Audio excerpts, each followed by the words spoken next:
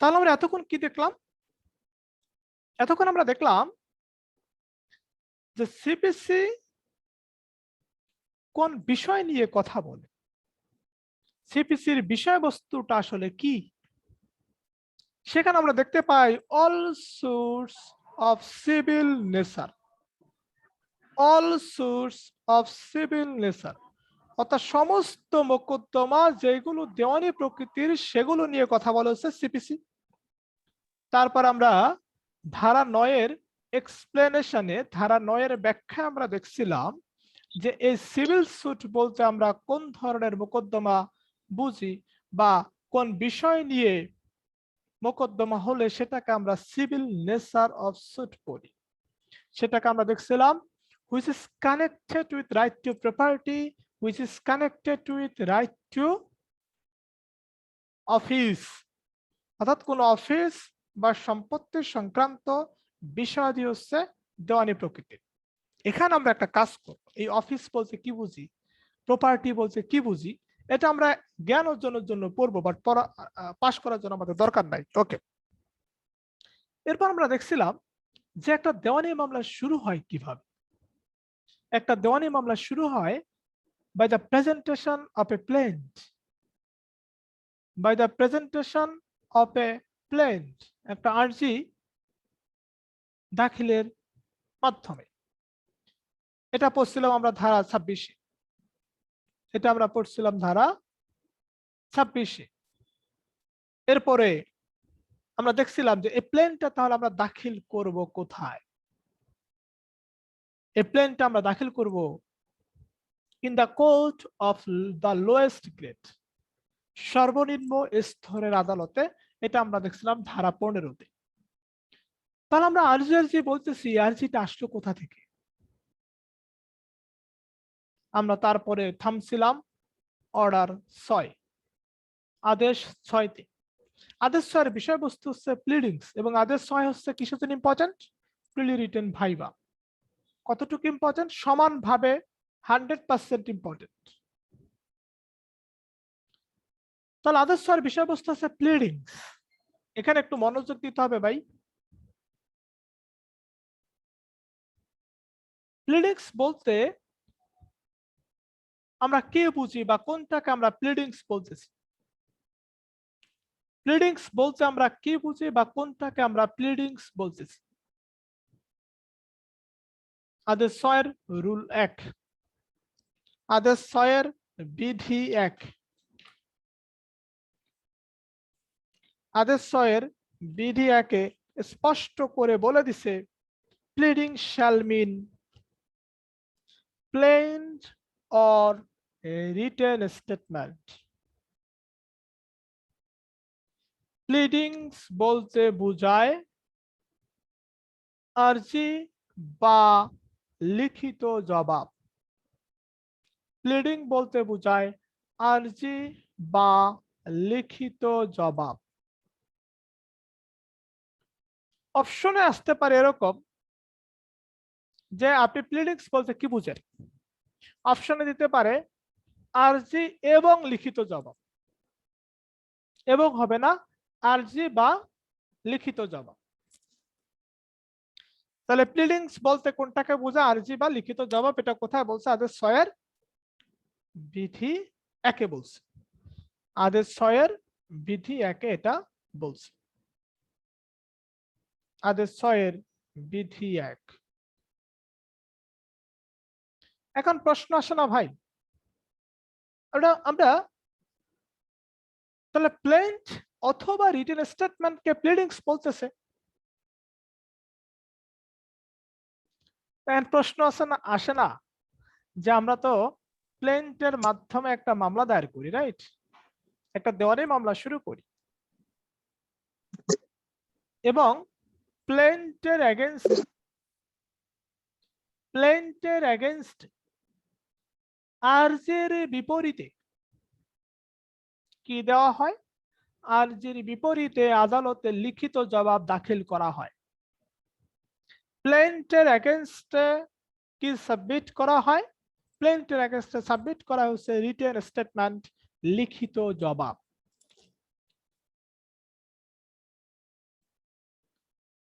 আচ্ছা ভাই, বিষয়টা এরকম না যে আমি আপনাকে একটা জায়গা দাখিল করলাম, আপনার মধ্যে কি আছে এটা জানতে হবে না? আমি তো একটা কৃষককে সচিবালয়ে ঢুকাবো না, ঢুকাবো? আবার সচিবালয়ের লোক তো আর খেতে গিয়ে কাজ করবে না, করবে? তাহলে আসলে আমি যে প্লেনটা আদালতের মধ্যে নিতেছি, এই প্লেনটার মধ্যে কি আছে? প্লেনটার মধ্যে কি আছে, কি থাকার জন্য প্লেনটাকে আমরা আদালতে সাবমিট করতেছি? প্রশ্ন জাগে না? প্রশ্ন জাগে। এবার আমরা আসি আদেশ 6-এর রুল 2, বিধি 2। কিছু কিছু আদেশে বিধি সহ মুখস্থ করতে হবে, সেই আদেশ হচ্ছে অনেকগুলো আদেশের মধ্যে একটা হচ্ছে আদেশ 6। কিছু কিছু আদেশে বিধি সহ মুখস্থ করতে হবে। শুধু এই আদেশ 6 নম্বর আদেশ এরকম না, 6 আদেশের 2 বিধি। কি বলছে এখানে বলে দিচ্ছে? আচ্ছা, এখন আপনাকে পরীক্ষার হলে দিল pleading shall include plant or written statement, এটা কোথায় বলা আছে? ভাই আপনি তো বাসায় পড়ে গেছেন যে প্লিডিংস বলতে বোঝায় আরজি ও বা লিখিত জবাব, এটা আছে 6 আদেশের 1 বিধিতে। পরীক্ষার হলে গিয়ে দেখলেন ইংলিশে দিয়ে দিছে, বাংলার বলে নাই। 2020-এর রিটেনে এই কাহিনীটা হয়েছে। মানে সাধারণত কি হয়, বাংলা পাঠে হুবহু বাংলা করে দিবে না, তো বাংলা পাঠে এবার গিয়ে বাংলা করে নেই, কিন্তু প্রশ্নের উত্তরটা আমরা সবাই পারতাম। তারপরও পারি নাই, শুধুমাত্র একটা ইংলিশ সেন্টেন্স ঢুকিয়ে দেওয়ার ফলে। ঠিক তেমনি ভাবে আপনাকে বললো মানে প্লিডিংস বলতে আরজি বা লিখিত জবাব বুঝায়, এটা কোথায় আছে? এটা না বলে বলল pleading shall include plant or written statement, এটা কোথায় আছে? তখন কি করবেন? কিছু কিছু আমি একটু আগেও বলছিলাম যে কিছু কিছু ধারা, কিছু কিছু আদেশ, কিছু কিছু সেন্টেন্স আমাদেরকে মুখস্থ করতে হবে। এই এরকম একটা সেন্টেন্স হচ্ছে এটা। ওকে, তাহলে প্লেন্টের মধ্যে কি থাকে? রিটেন স্টেটমেন্ট, রিটেন স্টেটমেন্টের মধ্যে কি থাকে? আমাদের দেখতে হবে 6 আদেশের 2 বিধি, রুল 2 অর্ডার 6। এখানে স্পষ্ট করে বলে দিছে every pleading shall contain a statement in a concise form of the material facts but not the evidence। আমরা একটু এটাকে সংক্ষেপ করি। এখানে স্পষ্ট করে বলে দিছে যে প্রত্যেকটা প্লিডিংস এর মধ্যে ম্যাটেরিয়াল ফ্যাক্টস থাকবে। প্রত্যেকটা প্লিডিংস এর মধ্যে ম্যাটেরিয়াল ফ্যাক্টস থাকবে।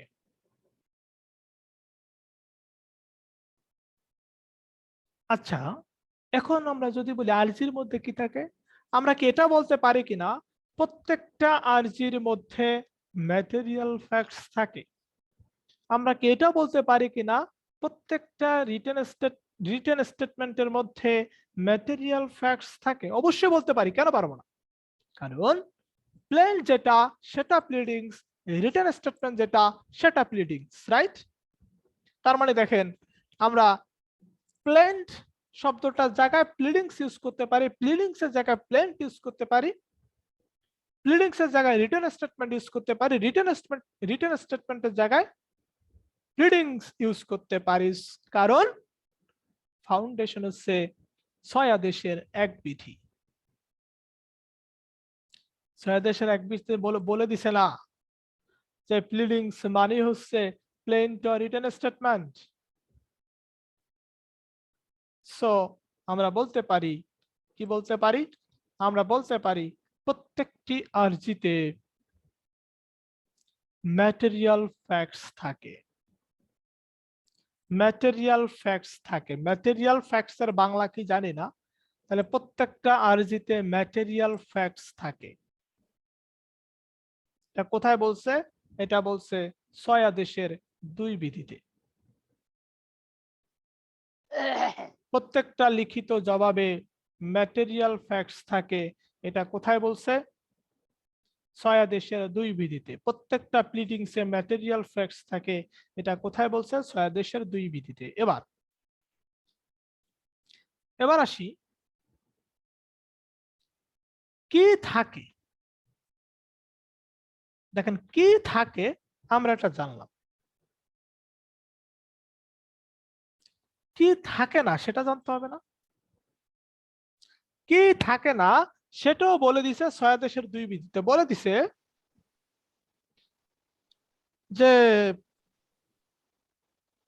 বাট নট দ্য এভিডেন্স, সাক্ষ্য থাকে না। By which that to be proved. এখানে দুইটা বিষয় ব্যাখ্যাতে আরেকটা বিষয় চলে আসছে, আইন ও সাক্ষ্য থাকে না। তাহলে প্লিডিংসে কি থাকে না? আইন ও সাক্ষ্য। আচ্ছা এখন যদি বলি প্লেন্টে কি থাকে না? আইন ও সাক্ষ্য। লিখিত জবাবে কি থাকে না? আইন ও সাক্ষ্য। এবার যদি আমরা একটা সামারি করি যে প্লিডিংসে ম্যাটেরিয়াল ফ্যাক্টস থাকে, থাকে না আইন ও সাক্ষ্য। কোথায় বলছে? এটা বলছে 6 আদেশের 2 বিধিতে। এটা বলছে 6 আদেশের 2 বিধিতে। এটা বলছে 6 আদেশের 2 বিধিতে। ওকে, এবার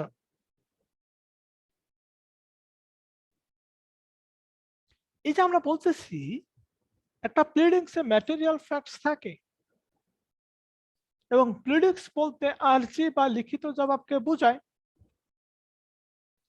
ভাই এই ম্যাটেরিয়াল ফ্যাক্টস কোনগুলো? এই ম্যাটেরিয়াল ফ্যাক্টস কোনগুলো আমরা জাস্ট একটা একটা দেখব। সেটা হচ্ছে প্লেন্টের ম্যাটেরিয়াল ফ্যাক্টস। প্লেন্টের ম্যাটেরিয়াল ফ্যাক্টস কোথায় আছে? 7 আদেশের 1 বিধি, অর্ডার 7 রুল 1। আমরা একটু চোখ বুলিয়ে আসি যে একটা প্লেন্টে কি কি থাকে। বা আমরা একটু আগে পড়লাম 6 আদেশের 2 বিধিতে বলছে, 6 আদেশের 2 বিধিতে বলছে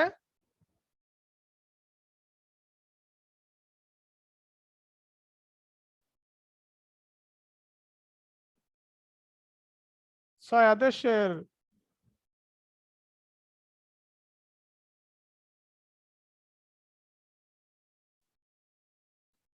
6 আদেশের 2 বিধিতে বলছে যে ম্যাটেরিয়াল ফ্যাক্টস থাকে, প্লেন্টের মধ্যে ম্যাটেরিয়াল ফ্যাক্টস থাকে, প্লিডিংস এর মধ্যে ম্যাটেরিয়াল ফ্যাক্টস থাকে, রিটেন স্টেটমেন্টের মধ্যে ম্যাটেরিয়াল ফ্যাক্টস থাকে। এখন আমরা প্লেন্টের ম্যাটেরিয়াল ফ্যাক্টস দেখব। আদেশ 7 রুল 1। আদেশ 7 রুল 1।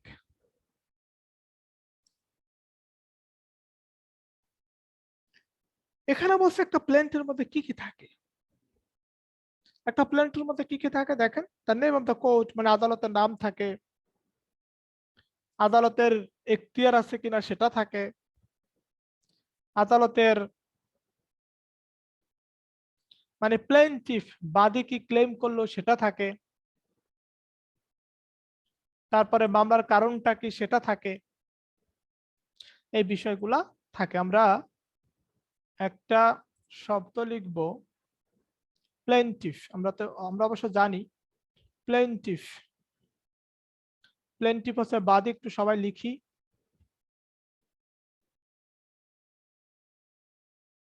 ডিফেন্ডেন্ট হচ্ছে বিবাদী, আমরা সবাই একটু লিখি।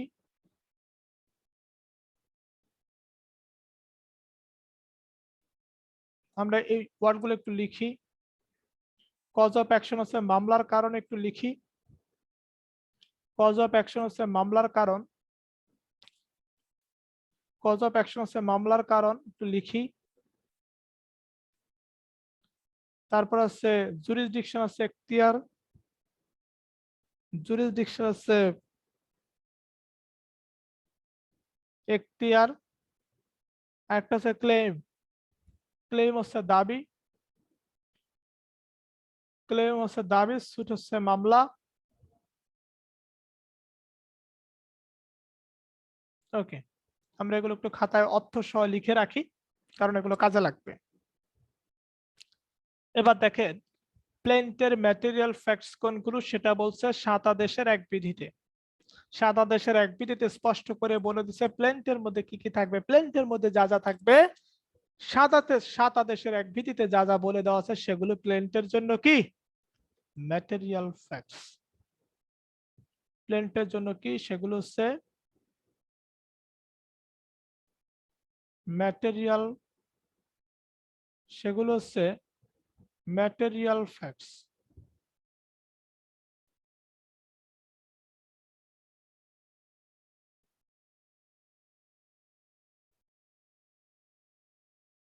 সেগুলো হচ্ছে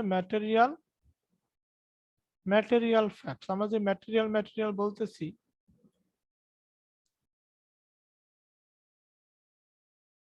ম্যাটেরিয়াল ফ্যাক্টস। তারপর আমি লিখছিলাম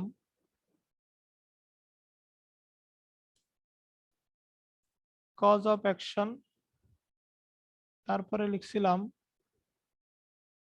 জুরিসডিকশন,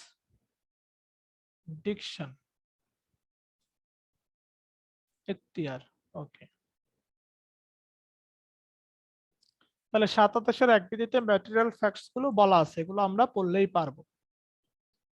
এখন আমরা চলে যাই 6 আদেশে।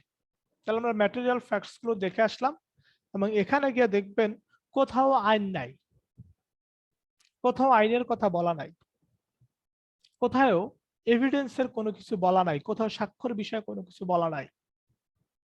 তাহলে কোথাও আইন নাই, কোথাও সাক্ষ্যর বিষয়ে কোনো কিছু বলা নাই, তার মানে আমরা স্পষ্ট দেখতে পাই প্লেন্টের মধ্যে ল থাকে না, প্লেন্টের মধ্যে সাক্ষ্য থাকে না। তাহলে রিটেন স্টেটমেন্টে কি থাকে? প্লেন্টে আমরা যা যা লিখি তার বিপরীতে অবস্থান করে রিটেন স্টেটমেন্টে ঠিক তাই থাকে। রিটেন স্টেটমেন্টে কি কি থাকে সেটা কিন্তু স্পষ্ট করে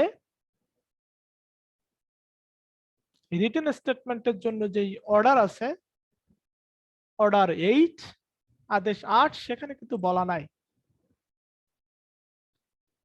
এটা বলা আছে প্লেন্টের বিপরীতে সবকিছু থাকবে। তাহলে প্লেন্টে কি কি থাকে এটা আমরা স্পষ্ট দেখতে পাই 7 আদেশের এক বিধিতে। ওকে, এবার আমরা চলে আসি, তাহলে অর্ডার 6 থেকে আমরা রুল 1 পড়লাম, রুল 2 পড়লাম। এবার হচ্ছে আমরা চলে যাব হচ্ছে রুল 14, অর্ডার 6 এর রুল 14। রুল 14 তে স্পষ্ট করে বলে দিছে যে প্লিডিংস টু বি সাইনড, মানে এই প্লিডিং কি হতে হবে, স্বাক্ষরিত হতে হবে। এখন এখন আমি যদি বলি আর যে স্বাক্ষরিত হতে হবে, এটা কোথায় আছে? Plaint to be signed, plaint to be signed, অর্থাৎ এখানে আমরা দেখতেছি 6 আদেশের 14 বিধিতে আমরা কি দেখতে পাই যে প্লিডিং স্বাক্ষরিত হতে হবে। এখন আমরা এটাকে ঘুরিয়ে বলতে পারি না যে আর যে স্বাক্ষরিত হতে হবে, লিখিত জবাব স্বাক্ষরিত হতে হবে, এটা কোথায় আছে? 6 আদেশের 14 বিধিতে। এখন আপনার তো মাথা ঘুরে যেতে পারে, এখানে তো আছে প্লিডিং স্বাক্ষরিত হতে হবে। আরে ভাই, প্লিডিং স্বাক্ষরিত হতে হবে, প্লিডিংস কি জিনিস? এটা তো আমরা 6 আদেশের এক বিধিতে পড়ছি যে প্লিডিংস হচ্ছে প্লেন্ট বা রিটেন স্টেটমেন্ট, আরজি বা লিখিত জবাব, আরজি বা লিখিত জবাব। তাহলে প্লিডিং স্বাক্ষরিত হতে হবে, এটা 6 আদেশের 14 বিধিতে আছে। প্রশ্ন হচ্ছে এই যে প্লিডিংস বলি, আরজি বলি বা লিখিত জবাব বলি, এখানে কার কার স্বাক্ষর থাকতে হবে? আপনারা যারা কোর্টে কাজ করেন তারা জানেন, আমরা যারা কোর্টে কাজ করি তারা জানি যে একটা আরজিতে কার কার স্বাক্ষর থাকতে হয়, একটা রিটেন স্টেটমেন্টে কার কার স্বাক্ষর থাকতে হয়। সেখানে আমরা দেখি আরজি বা লিখিত জবাবে স্বাক্ষর করবে, যেমন হচ্ছে আরজিতে স্বাক্ষর করবে হচ্ছে বাদী, যে মূলত মামলাটা করে প্লেন্টিফ, আর রিটেন স্টেটমেন্টে স্বাক্ষর করবে হচ্ছে বিবাদী। এখানে এটা বলে নাই, এখানে বলছে every pleading shall be signed by the party, by the party মানে by the party, that means সংশ্লিষ্ট পক্ষ। অর্থাৎ সে যদি প্লেন্ট সাবমিট করে, সে যদি আর্জি দাখিল করে তাহলে হচ্ছে বাদী স্বাক্ষর করবে।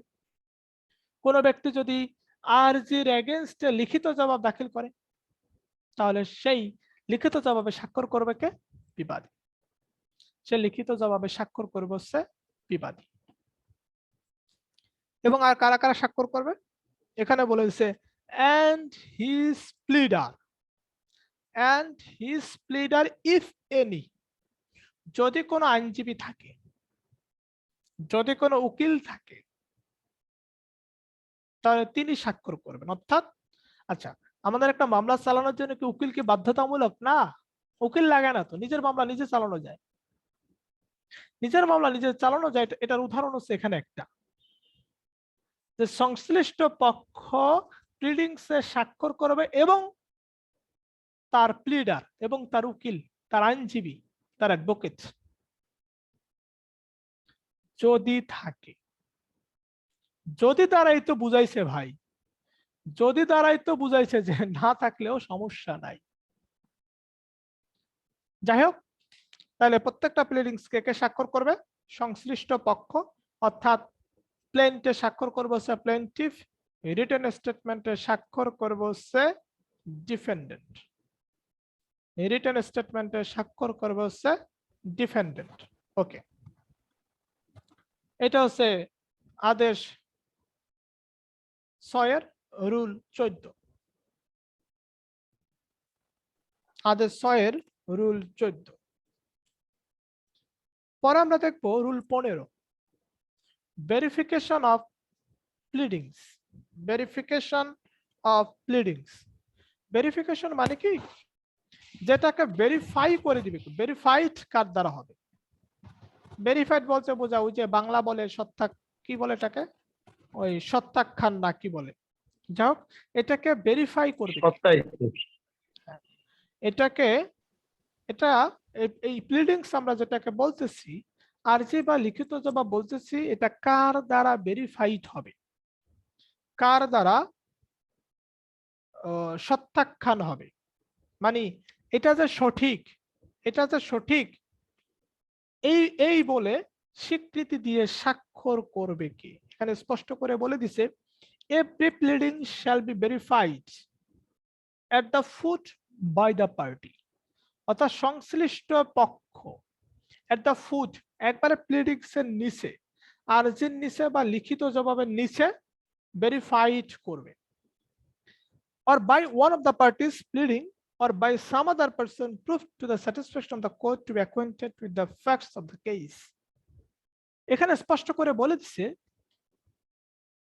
যে একটা প্লিডিংস, একটা আরজি ভেরিফাইড হবে কার দ্বারা? আরজি ভেরিফাইড হবে বাদীর দ্বারা, অথবা সেই ঘটনার সাথে যে কজ অফ অ্যাকশন, যে মামলার কারণ, সেই কারণের সাথে যারা পরিচিত, মামলার ঘটনার সাথে যারা পরিচিত তাদের কেউ। তাহলে আপনার লিখিত জবাব বা রিটেন স্টেটমেন্ট কার দ্বারা ভেরিফাইড হবে? ভেরিফাই মানে হচ্ছে সত্যতা, যে হ্যাঁ এই ঘটনাগুলি সত্য। আমরা কোন একটা দরখাস্ত করার পরে আমরা বলি না, হ্যাঁ আমি এটা সত্য বলে ধরে নিলাম, এরকম করে ঠিক ওরকম একটা সিগনেচার দেওয়া। তো এই কাজটা কে করে? এই কাজটা করে হচ্ছে বাদী করে তার আর্জিতে, বিবাদী করে তার লিখিত জবাবে। বাদী করে তার আর্জিতে, বিবাদী করে তার লিখিত জবাবে। এবার আমরা চলে যাব রুল 16, রুল 16তে। 16 থেকে বলছে, 16 থেকে কি বলছে? 16তে বলছে striking out pleadings. Striking out, striking out মানে হচ্ছে বর্জন করা, বর্জন করা। মনে করেন যে আপনার 10টা গার্লফ্রেন্ড আছে, তা আপনার মানে দুইটা মেয়েরে একটু আউট ফাউট মনে হয় কি এগুলো অপ্রয়োজনীয়, এটা হইলেও চলবো না হইলেও চলবো, তখন আপনি কি করবেন? স্ট্রাইক আউট করবেন যে তোমরা বাদ, এগুলো দরকার নাই, এগুলো ছাড়াও আমার লাইফ চলবে। স্ট্রাইক আউট প্লিডিংস হচ্ছে যে প্লিডিংস কর্তন মানে কাটা মানে কি মুছে ফেলা। এটা কে করবে? এটা কাজ হচ্ছে আদালত দেখতেছে। আচ্ছা, আমাদেরকে অনেক সময় ছোটবেলায় স্যারেরা রচনা লিখতে দিলে আমরা পুরা দুনিয়াদারি সব লিখতাম, তখন স্যারেরা বলতো যেগুলো দরকার নাই, এখান থেকে 10টা লাইন দরকার নাই, এটা বাদ। এই 10টা লাইন বাদ দিলেও সেই রচনার কোনো ক্ষতি হবে না, 10টা লাইন বাদ দিলেও রচনার কোনো ক্ষতি হবে না। ঠিক তেমনি ভাবে আপনি প্লিডিংসে মানে আরজিতে বা লিখিত জবাবে আপনার মনের মাধুরী মিশাইয়া ধরেন একটা গান লিখে দিছেন,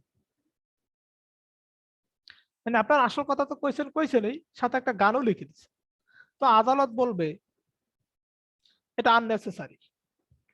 আদালত বলবে আপনি আরজিতে যে বিষয়গুলো উপস্থাপন করছেন, আপনি লিখিত জবাবে যে বিষয়গুলো উপস্থাপন করছেন, কিছু কিছু বিষয় আননেসেসারি, অপ্রয়োজনীয়, কিছু কিছু বিষয় স্ক্যান্ডালাস মানে হচ্ছে কুৎসাজনক দ্বারা কি বুঝাই?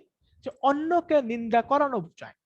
যে জিনিসটা আমার আরজিতে বা লিখিত জবাবে না থাকলেও আরজি বা লিখিত জবাবের কোন রূপ ক্ষতি হবে না। আবার কিছু কিছু বিষয় আপনি আরজিতে বা লিখিত জবাবে লিখছেন যেগুলো which may tend to prejudice, embarrass or delay the fair trial of the suit, অর্থাৎ যে বিষয়গুলো বিচার কাজে বিলম্ব ঘটাবে। তো আপনি দেখতেছেন যে এই মামলাটা 1 বছরে শেষ করে দেওয়া সম্ভব আদালত হিসেবে আপনি দেখতেছেন, বাট আদালত এটাও দেখতেছে এই বিষয়টা থাকার কারণে, অপ্রয়োজনীয় স্ক্যান্ডালাস এই বিষয়গুলো থাকার কারণে, অথবা আর যেটা এমন ভাবে লেখা হয়েছে, লিখিত জবাবটা এমন ভাবে লেখা হয়েছে যে কারণে ফেয়ার ট্রায়ালে সুষ্ঠু বিচারে বিলম্ব ঘটতে পারে। সুষ্ঠু বিচার করতে গিয়ে আপনি এম্বারাসড হতে পারেন, আপনি দ্বিধাদ্বন্দ্বে পড়তে পারেন, আপনি কনফিউজড হয়ে যাবেন, কনফিউজড। এই ধরনের পরিস্থিতিতে আদালত কি করবে? আদালত প্লিডিংস স্ট্রাইক আউট করবে, আদালত প্লিডিংস কর্তন করবে। কর্তন মানে কি? আরজিতে ধরেন 100 লাইন আছে, 100 লাইন থেকে 10 লাইন আদালত বাদ দিয়ে দিবে। কেন বাদ দিয়ে দিবে? কারণ unnecessary, scandalous or delay the trial of the suit, এই কারণে আদালত সেটা কেটে দিবে, মানে মুছে ফেলবে, সে লাইনগুলো রাখবে না, সে সেন্টেন্স গুলো আরজিতে বা রিটেন স্টেটমেন্টে রাখবে না, প্লিডিংসে রাখবে না। এখন আমরা যদি বলি, আচ্ছা আমরা তো দেখলাম যে স্ট্রাইক আউট প্লিডিংস, আমরা আর ক্লাস করব 5 মিনিট, 5 মিনিট ক্লাস পরে আমাদের আজকের মতো ক্লাস শেষ হয়ে যাবে।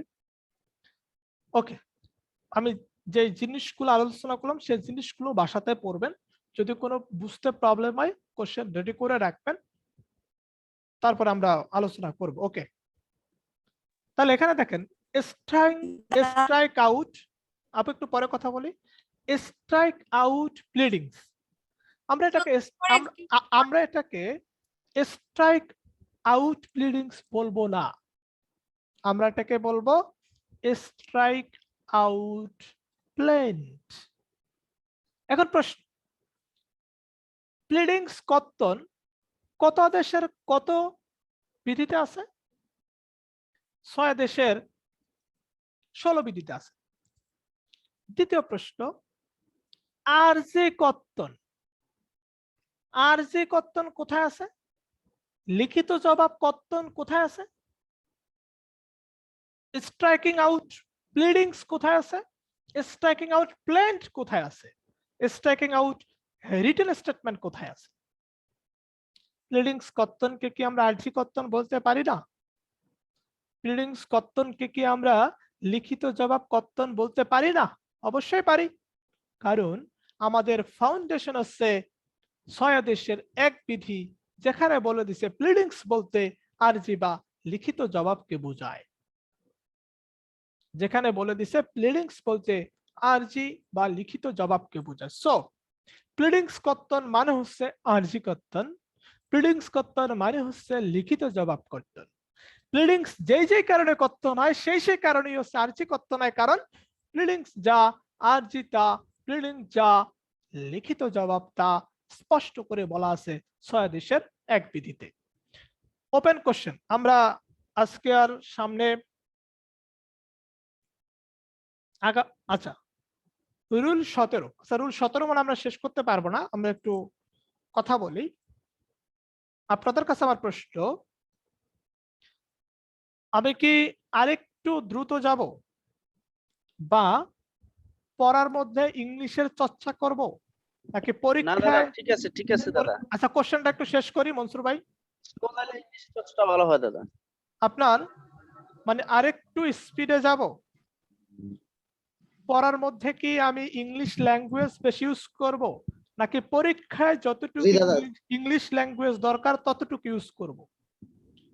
যেভাবে চালাচ্ছেন এটাই যথেষ্ট। 3 নাম্বার প্রশ্ন পরীক্ষায় যতটুকু দরকার ততটুকু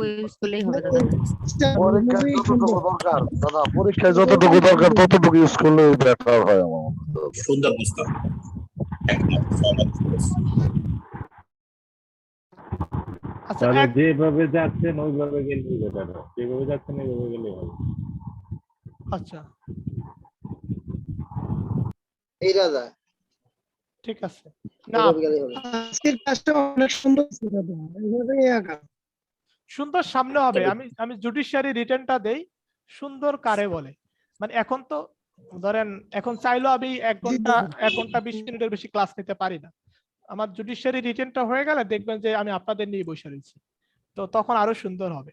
এখন ধরেন এই যে একটা টপিক শুরু করে শেষ করতে পারলাম না, তো এই বিষয়টা তো আমারও খারাপ লাগতেছে, কিন্তু উপায় নাই আসলে। ঠিক আছে দাদা, আপনি আগে পরীক্ষাটা শেষ করেন, তারপরে আমাদেরকে নিয়ে চিন্তা করেন, সমস্যা নেই।